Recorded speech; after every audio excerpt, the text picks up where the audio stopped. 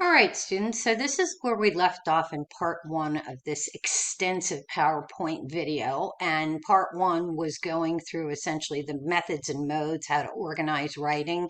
And we identified that acronym SOAP to give you an idea of how you might decide what method or mode to use. And in this portion, we're just going to go through the other elements of essay writing, see how the pieces fit together and how to define them and such. And we're going to do that by use of examples. So we're going to walk you through particular essay topics and how you can develop a thesis and such.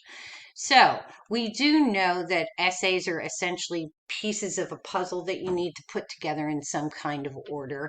And also, I have mentioned to you earlier that there are specific elements that are common to all essays. And this 5-paragraph model that we're going to be starting with is indeed rather formulaic, but we can expand upon this. But let's just get the foundation down pat. And there are 3 essential building blocks to any essay, and that is the introductory paragraph, a number of body paragraphs, and that will vary greatly, right? For the 5-paragraph example, we're going to be doing 3 body paragraphs, but that can be expanded depending upon your purpose and such. And then there's always a conclusion. So the introductory paragraph should contain all of these following components. A hook or a lead-in, something that captures the reader's interest. And again, this is very dependent. If you're writing a very academic and formal paper, it doesn't necessarily have to be the cutest hook or lead-in. So it depends on the tone and style that you're after. But some ideas of ways to lead your writer into your piece of writing, ways to lead your reader into your piece of writing is by using a fact, maybe a short story, maybe a statistic. And you can think of that introductory material as a way to set the scene for the reader. Maybe you need to provide some needed background information. Maybe you need to provide some context for your reader to understand what it is you're talking about. Maybe it is to provide your reader with some sense of what the importance of your thesis is. And then the introductory paragraph should end with your thesis statement. And this is a great simple definition. It's the central point or main idea of the essay, and it's one of the ways that keeps your essay unified for not only your reader to follow your writing, but indeed for you as the writer to organize your writing. Excuse me. Now, there are essentially 2 types of thesis statement. There are open thesis statements and there are closed thesis statements. So we're going to go through what the differentiation is between them and when would be appropriate to use one versus the other. So say you have an initial topic and that is employment, and you've narrowed down your topic even further and you're going to be writing about a particular employment experience that you've had, and it was waitressing. So we're coming up with a draft thesis statement. This is just the first thing after brainstorming a little bit that you come up with. You're going to write about how your waitressing job was a great learning experience. Now, this is an okay beginning, but it's not fully developed yet. Your thesis statement could indeed be a little bit more focused in order to convey the idea that people should consider waitressing as a job. And why should they consider that? So let's go even further, and we will expand upon our thesis statement and make it this way, and make it read this way. My waitressing job was a great learning experience, and more people should consider waiting on tables. So you know you're providing yourself and your reader with more direction. This is going to be about convincing them of the fact that it was a great learning experience and more people should try it out. Okay. So that's what we've got. And as that is now stated, it is an open thesis statement because indeed it does give the reader the idea of what your topic is. It gives the direction for the paper, the approach you're going to take, that you're going to be positive, and it even gives somewhat of a purpose that you're going to explain that waitressing is a learning experience. But it is now an open thesis statement because it does not contain what we at Montgomery College call blueprint points. And what the heck are they? Well, blueprint points are the areas of focus for a paper. And you can think of them as answering any of these questions, or indeed maybe even a combination of these questions. How, why, or in what way? And key terms that you can often see when a writer is developing a thesis statement with blueprint points are words like this. What are the reasons? What are the factors? What are the answers? What are the problems? What are the solutions? And the method that you are using to construct your essay will often dictate the terms that you're going to use to describe your blueprint points. So let's go back to the waitressing example and see how this would fit in. After writing your draft thesis statement, the reader could still ask how, why, in what way is waitressing a good learning experience? So now you brainstorm once again, and you maybe jot down on a piece of paper, or you do some clustering, or you write down examples or scenarios, and you can come up with the three major ways that waitressing was a good learning experience. And you've come up with the following. Hey, listen, it taught me how to deal with customers, blueprint point number 1, how to stay organized, that's going to be blueprint point number 2, and how to work with a team, and that is going to become blueprint point number 3. So now your fully composed, fully developed, closed thesis statement reads as follows. My first waitressing job was a wonderful learning experience, period. More people should consider waitressing.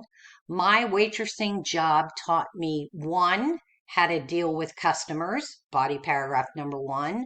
2, how to stay organized, body paragraph number 2. And 3, how to work with a team, body paragraph number 3.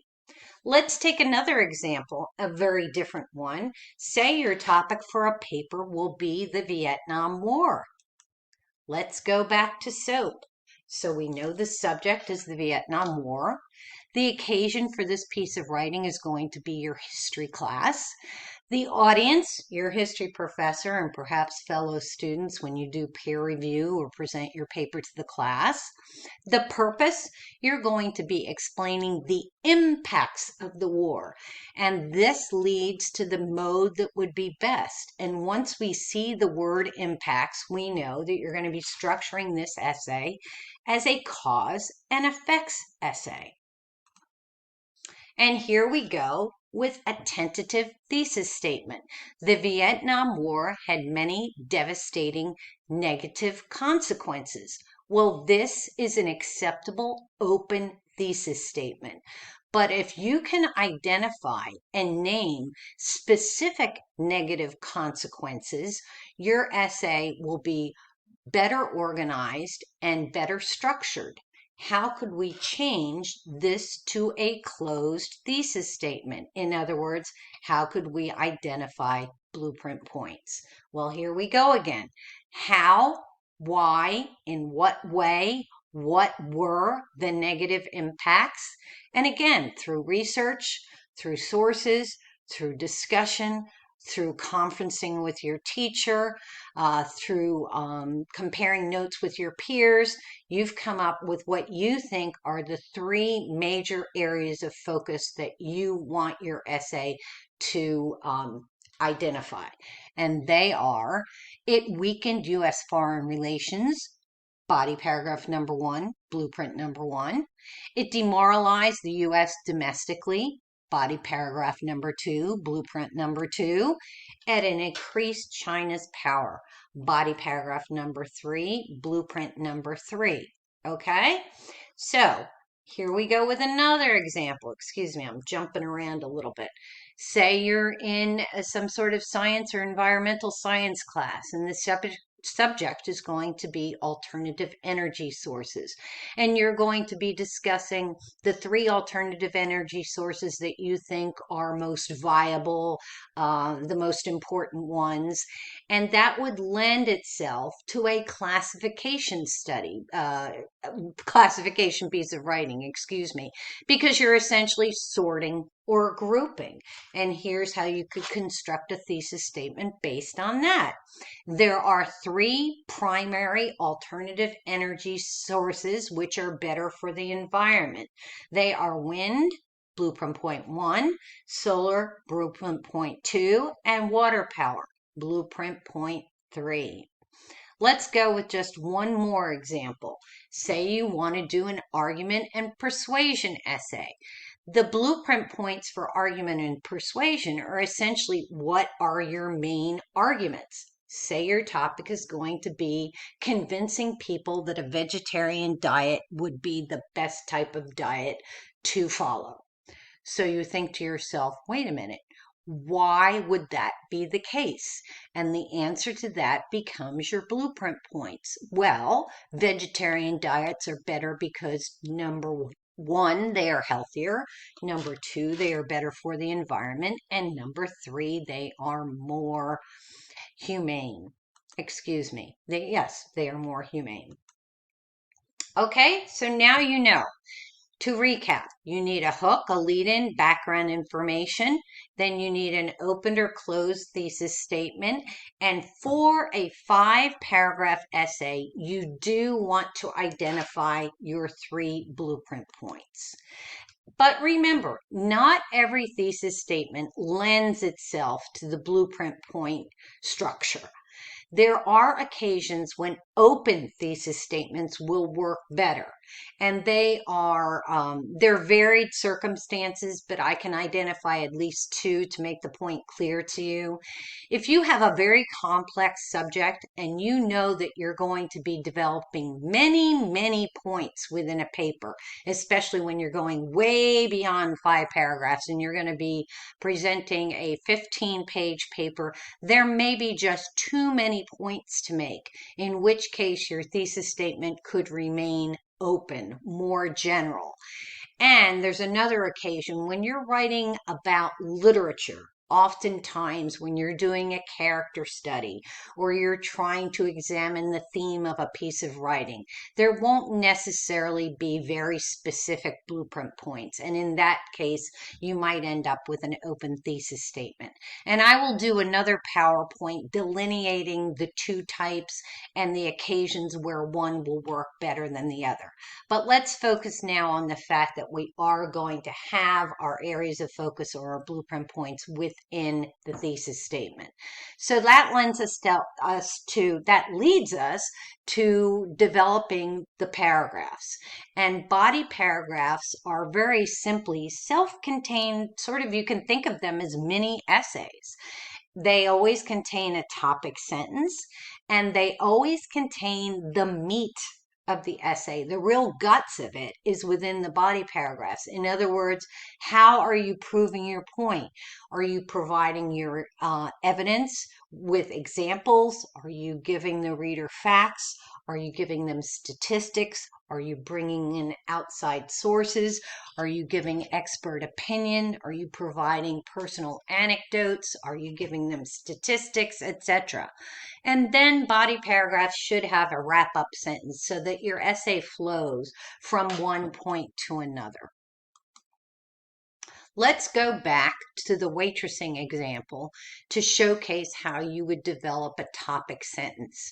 Remember, for the final thesis statement we have identified, one of your first blueprint points is dealing with customers. So the body paragraph topic sentence about that could be quite simply just restating what you've said in the thesis statement. Learning how to deal with customers was an important skill I learned when I waitressed. But you could make your writing more interesting to the reader, and you could vary your wording so it's not exactly the same as the blueprint point, but it still conveys that it's the same topic. For example, managing customers' wants and needs was an invaluable skill I mastered as a waitress. Now, what do you do once you have your topic sentence? You know what that particular body paragraph is going to be focusing on. You need to fill up your paragraph with specific evidence in the form of examples, evidence, instances, etc. Now, I'm getting to the end of this video because I only have 15 minutes. So I want you all to go through the rest of the slides on your own, but please do so because the ending slides are rather important in terms of how to finish up